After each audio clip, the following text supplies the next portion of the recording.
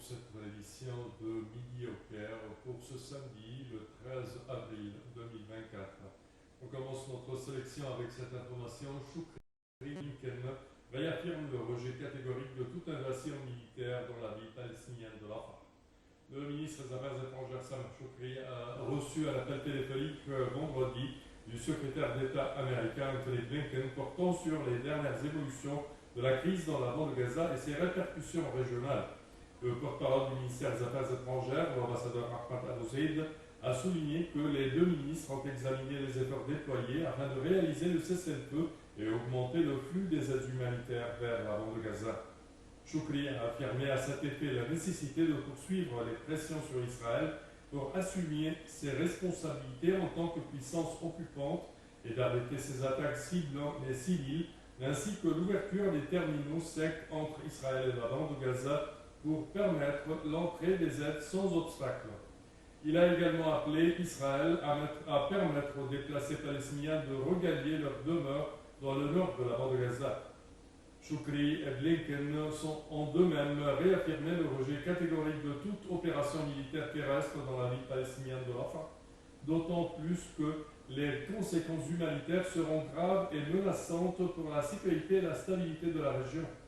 Le chef de la diplomatie égyptienne a réaffirmé le rejet ferme par l'Égypte de toute tentative de déplacement forcé des Palestiniens hors de leur territoire, vu qu'une pareille mesure est susceptible de liquider la cause palestinienne et une violation flagrante des dispositions du droit international.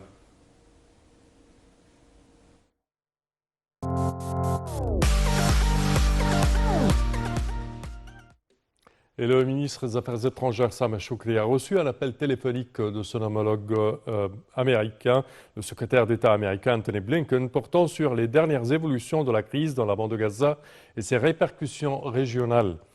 Le porte-parole du ministère des Affaires étrangères a souligné que les deux ministres ont examiné les efforts déployés pour réaliser le cessez-le-feu et augmenter le flux des aides humanitaires vers la bande de Gaza. Choukri a affirmé à cet effet la nécessité de poursuivre les pressions sur Israël afin d'assumer ses responsabilités en tant que puissance occupante et d'arrêter ses attaques ciblant les civils, ainsi que l'ouverture des terminaux secs entre Israël et la bande de Gaza afin de permettre l'entrée des aides sans obstacle. Il a également appelé Israël à permettre aux déplacés palestiniens de regagner leur demeure dans le nord de la bande de Gaza. Dans le nord de la bande de Gaza, Choukri et Blinken ont d'eux-mêmes réaffirmé le rejet catégorique de toute opération militaire terrestre dans la ville palestinienne de Rafah, d'autant plus que les conséquences humanitaires seront graves et menaçantes pour la sécurité et la stabilité de la région tout entière. Le chef de la diplomatie égyptienne a réaffirmé le rejet ferme par l'Égypte de toute tentative de déplacement forcé des Palestiniens hors de leur territoire, vu qu'une pareille mesure est susceptible de liquider la cause palestinienne et une violation flagrante des dispositions du droit international.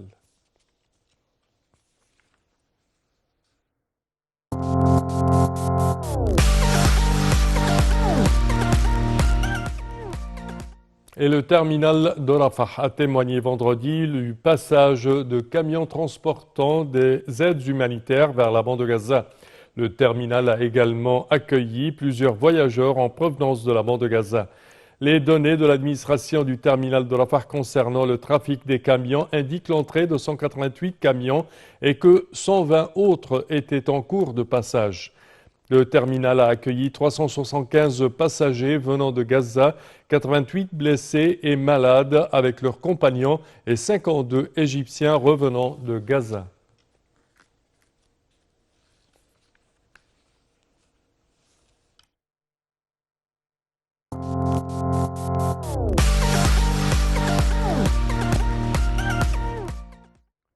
Et l'Égypte dédouane des marchandises importées d'une valeur totale de plus de 8 milliards de dollars américains depuis la dévaluation de la livre égyptienne.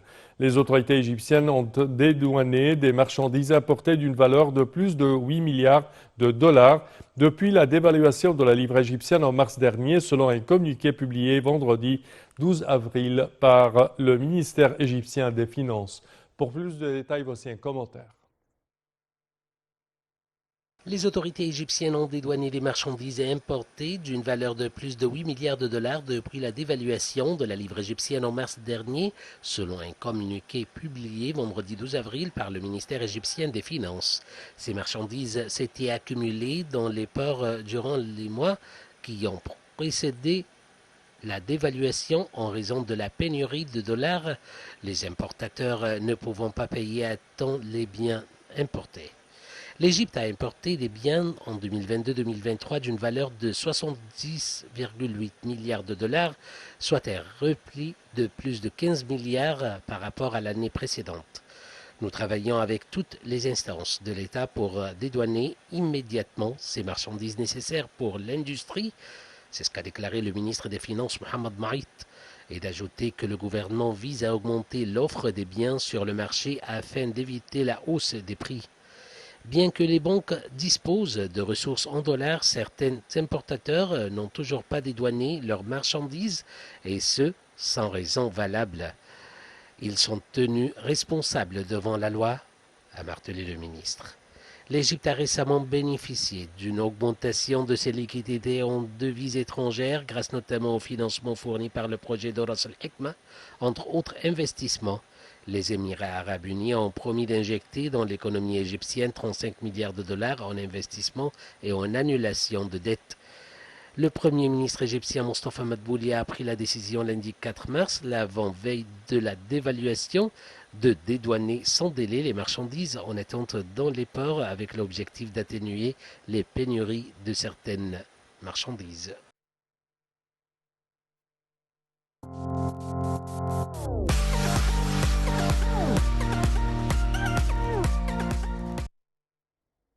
Et l'Union européenne déclare 1 milliard d'euros d'aide financière à l'Égypte.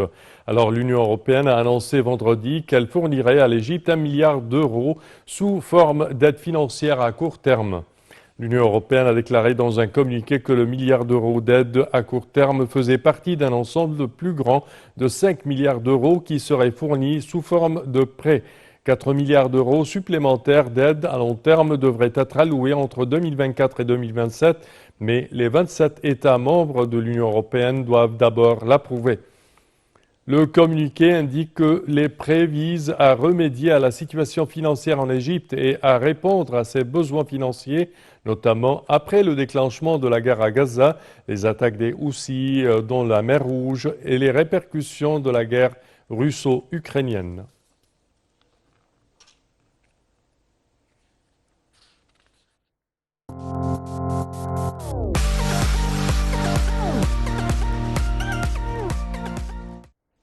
Et l'Égypte cherche à renforcer le commerce intra-régional entre les États membres de la COMESA.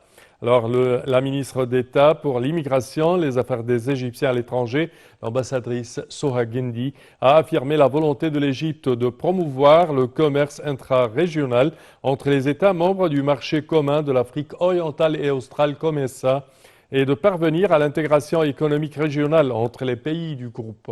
Pour plus de détails, voici un commentaire.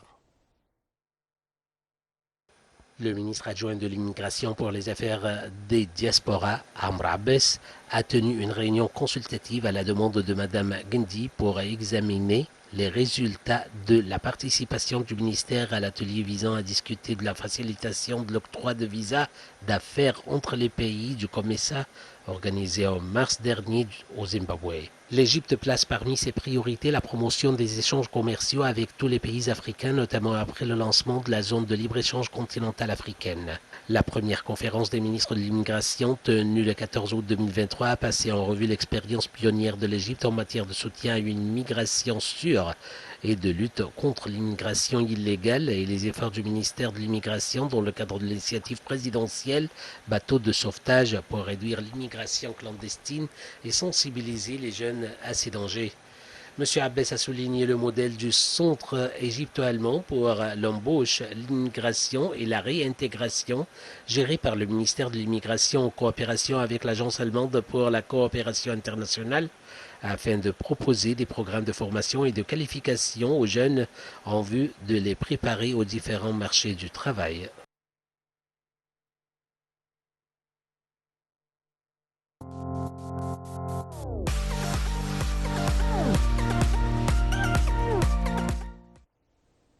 Et l'Égypte a déployé de grands efforts dans le domaine des exportations agricoles. Le ministre adjoint de l'Agriculture et de la Bonification des terres, Mohamed El-Qirch, a affirmé que l'État avait déployé de grands efforts dans le dossier des exportations agricoles. M. El-Qirch a indiqué que l'État exporterait seulement les produits qui dépassent les besoins de consommation locale.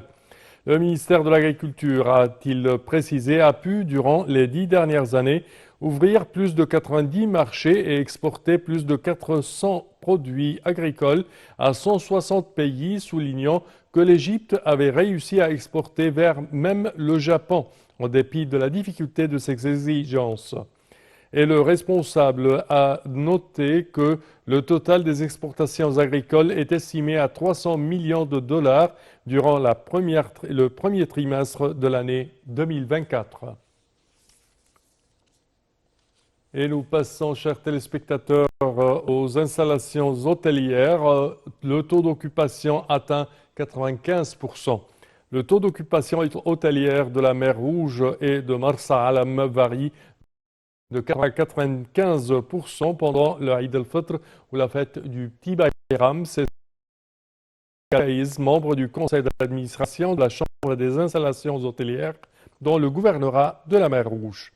M. Faiz a indiqué que le marché allemand était à la pointe des marchés touristiques venant en Égypte en termes de nombre de touristes. Il a également souligné que le nombre croissant de touristes, notamment ceux venant de la Pologne, de la République tchèque et de l'Italie.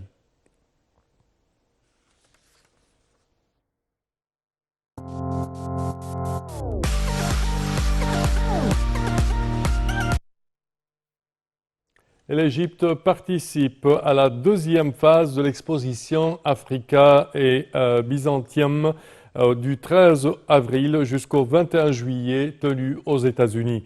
Avec 11 pièces provenant de différents musées, l'Égypte participe à la deuxième phase de l'exposition Africa et Byzantium, l'Afrique et Byzance, ouverte au public du 13 avril jusqu'au 21 juillet 2024 au Cleveland Museum of Art dans l'Ohio, aux États-Unis.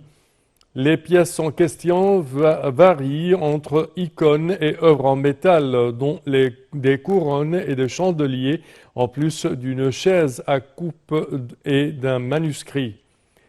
Selon le musée américain Africa and Byzantium, montre à travers plus de 160 œuvres antiques l'art et la culture byzantin en Afrique du Nord et de l'Est du 4e au 15e siècle et au-delà.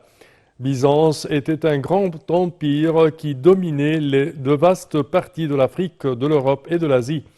L'Égypte a déjà participé à la première phase de l'exposition au Metropolitan Museum of Art à New York, inaugurée en novembre dernier avec 11 pièces provenant de différents musées.